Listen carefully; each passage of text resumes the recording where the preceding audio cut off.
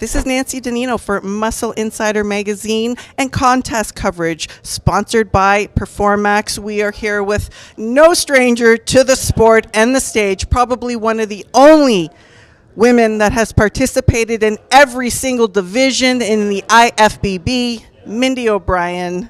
Wow. That's quite the intro. Thank you. It was a pleasure to see you on stage after many years off the stage from 2016. You competed here at the Toronto Pro Show in women's physique, brought a completely different package. Tell us about your motivation to really come back and do some unfinished business for yourself. Yeah, that's exactly what it is. It's not a comeback, and I never announced it as a comeback. I had unfinished business. Back in 2016, my husband got into a life-threatening motorcycle accident 5 weeks before my last Olympia. So I was essentially living in the hospital, running the business, and doing my training out in like a parking lot. So it was like, I just felt like, I announced my retirement at the Olympia, and I thought I was done just due to personal circumstances at the time. And over the last 6 years, I just recently, like 10 weeks ago, I was talking to Rudy Jambrosic, my dear, dear friend, and obviously we all know that his health isn't the greatest, and we were just talking, and he had just said, Min, if you don't have any regrets. And I thought, well, you know what, I still feel like I have unfinished business on the stage, my own personal unfinished business. So I thought, okay, I got 10 weeks. What can I do in 10 weeks? I mean, I haven't trained like the athlete I was 6 years ago. So it was like, I just kept it quiet. I changed up my training, changed up my nutrition, and then I just quietly came in, and like a week ago I signed my contract and thought, you know what, I can't play the size game. I've been doing the commentary for the Olympia for the last 2 years. Obviously the sport's evolved. The wellness or the physique girls are bigger, like in size and stature, and obviously I don't have that, so I'm like, I can't play that game, so I'm just going to work with what I have and dial in my conditioning, which I think, like, I've never been this conditioned my entire life, and I really focused on my posing and stage presentation, and that's what I went with. The judges thought maybe I was over-conditioned today, which is fine. I mean, the athletes all showed up. They were at their best. They've trained their asses off, literally, to get where they are. And so I'm really happy with how the show turned out. And I'm just happy I got here, be able to showcase what I have done in the last 10 weeks. To me, it was very therapeutic. I worked through a lot of personal issues, and it was allowing me to just disconnect from the chaos we've had over the last few years with COVID. So it was therapeutic. I learned a lot. I journaled a lot. I feel like I'm a better person, a better coach, better mom, better business person. It just gave me clarity and a purpose. And then I also really want to specialize in posing and stage presentation. I'm working on a book and a video and stuff like that. So it all just came together, and it just gave me a purpose. And the stage I wanted to support Ron and Angie Hashi for the Toronto Pro. So it just all came together in alignment, and I was proud to be part of the Toronto Pro. So it is not a comeback.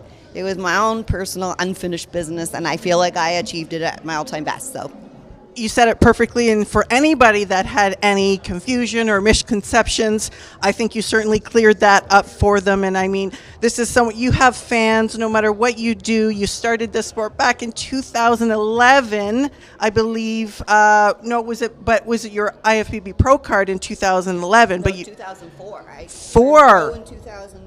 I started competing in 96. My apologies. Yeah, I've been doing this forever, Nance. I'm really aging myself. I actually just turned 48 too, so it's like that was like a deciding factor too. I'm like, I don't know how my body's going to respond to this level of training, So I'm really happy with what I've done. But yeah, I started competing in 96, got my pro card in 2004. My first pro show was in 2004, and my first Olympia and the Arnolds were right after that.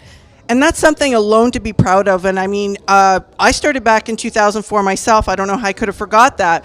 But we got to go back to the days where Canada was only giving out one pro card a year. And you were, I think, the first person or second to actually get a pro card. I don't know. I know Stephanie Worsfold got hers in 96. And then obviously there was some between there. I just had to keep showing up and paying my dues. And I did relentlessly. But you know what? I honestly tell people, because now there's a lot of pro cards being given out and everyone's eager just to get it, and they're disappointed when they don't get it.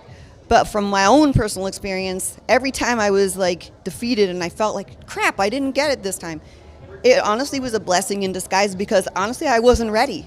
So every time I went back to the drawing board, I learned something, and like, okay, I got to bring up my shoulders, I got to bring in my conditioning, my routine level, whatever it was. But then when I got my pro card, I was ready to go, and it was very successful, because I don't think if I was given my pro card right away, I wouldn't have had the longevity in the sport that I've had, and it's very successful. I've qualified for 12 Olympias, I've done 11, I sat one out with a broken back, and 10 Arnold Classics. So, I mean, I exceeded anything that I ever thought was even capable, and yeah, so here I am again. You're a true example that you can do anything at any age. I mean, 48 and you're still competing among the top people, and you're still a beautiful person inside and out, and your career has blossomed, and you really are just a class act. So now where do we go from here?